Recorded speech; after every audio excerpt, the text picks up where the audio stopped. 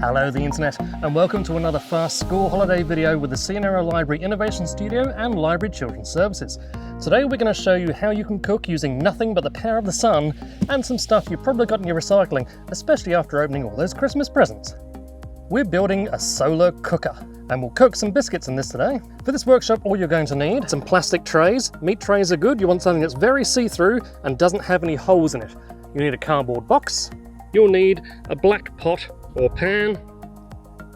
You'll need some tin foil, glue, scissors, some tape, and the power of the sun.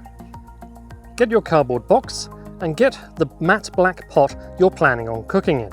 It doesn't want to be too snug a fit, but it doesn't want to be rattling around inside there instead. Make sure you can get it in and out easily. Second thing you need to consider is, does your plastic lid fit the box? You may have to cut your box to fit, just like me. I'm going to put my plastic lids on top, then cut at the point where they reach. I'll cut my box all the way around and slide it in until it fits just nicely.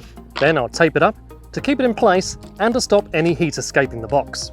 Now we have to line the entire inside with foil. Make sure you have the shiniest side pointing outwards and the matte side against the box. We want to get as much reflection in there as possible. Cut your foil to size and tape it in. Don't forget to put foil in the very bottom of the box as well. Once that's done, we need to make a reflector panel. You might be able to make this out of the flaps of your box, but I'm going to use some extra bits of cardboard, glue them together, and tape it onto the box so I've got a great big reflective flap to point more sunlight into my box. Then I'll put the food in. Today I'm going to cook Anzac biscuits in my solar oven. You can find the recipe for this in another fast video workshop. It's exactly the same as the one used there. I'm getting about a tablespoon worth of the mixture, rolling into a ball, patting in my hand and squishing it down onto my baking surface, making sure it's nice and flat. I'll put the lid on my pot, put the pot inside the solar oven, put my plastic lid on the solar oven, and I'm going to use a bit of tape to seal it up to make sure there's no holes for flies to get in and no holes for heat to escape. Then I'll make sure I'm pointing my box in a northerly direction so the reflector is going to catch as many sun rays as possible to reflect into my box. Now it's going to take some time for my solar cooker to heat up, and because it's only going to hit about 120 degrees, it'll take a little bit longer for food to cook in here. At this temperature, you're going to kill all bacteria and your food is going to cook. It might not brown as much as it used to, and it may take longer. Okay, let's see what we got. It's hot. My goodness, it's hot. Ouch. Ah, that's hot. That's really hot. Oh my goodness. This is exciting. And, woo! They're still a bit squishy. They look cooked though. I'm going to put this lid back on. Ah! Okay, top tip. Use oven gloves because this solar oven really works. Really, really works. Oh. I'm having some trouble here. Whoa. Okay, I wouldn't say I wasn't confident, but my goodness, that's amazing. There we go, we'll stick that back on. Come back to that in a few hours, see if they've dried out a bit. It's exciting. Now this time I've come prepared. Ooh, it smells good. This time I've come prepared with some hand protection because last time it took me by surprise just how good it was. Take the lid off. Oh wow. So these have changed quite a bit since the first time I had them in. The first time I had them out. They were still quite pale. These have darkened up quite significantly. And they've hardened up too, that's great. Okay, let's get those out. Let's give one a try. Oh, they're well cooked, that's for sure, but they're delicious. They're still quite moist. I should probably leave these to cool for a bit. They're certainly not as hot as they were when I checked them at about 12 o'clock. Now, I've had a chance to cool off since because the afternoon sunlight is not as intense. It's not so much about the heat from the sun, it's about the sunlight streaming in. Fantastic! I'm very pleased with this. I'm going to try to cook some other things in here, I think. Might try some rice tomorrow, see how that goes. Okay, it's day 2 of the solar cooker.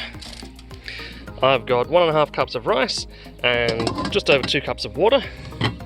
That'll be enough to feed my family. Pop that in on top of the glass bowl to elevate it up a little bit. Put the lid on. It's a bit tricky, so I'm using one hand to do this while I hold the phone. There we go. And I'll just tape that up to do the edges and make sure all the heat's nicely trapped in. And we'll see how that looks tonight. Ooh, it looks a little brown on top. Take the lid off. Oh, it's steamy. Let's check that out. Oh, look at that! I should be doing this with a spoon. That's beautiful, it's soft too. That's cooked. I could probably have got it out an hour earlier, but it's not a problem. A little bit of warm water will probably sort that right out. But check this out, it's actually browned on top. It's white where I've dug. Not really supposed to get a lot of browning off of solar cookers, but it can happen.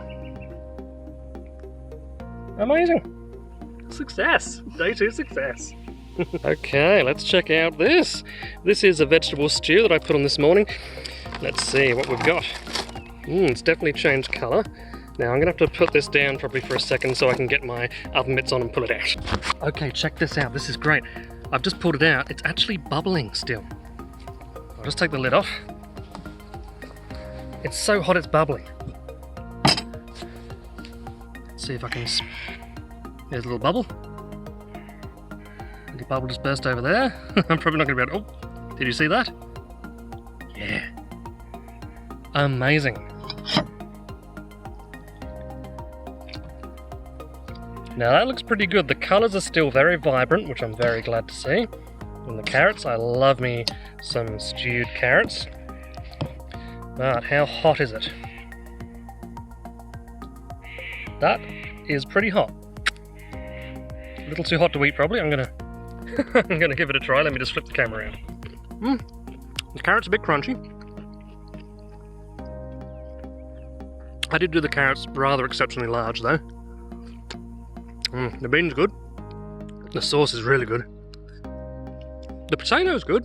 I think if I did this again, I'd just dice the carrot. I diced everything else, but I like big chunks of carrot, but that was a bit of a mistake. So if I diced everything, this would be absolutely perfect. And it is delicious.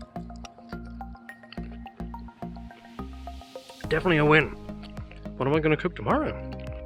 We hope you enjoyed building this solar cooker, and we hope you enjoy all the foods you slowly cook inside it. Keep watching to find out what you're going to need in the next Fast School Holiday workshop.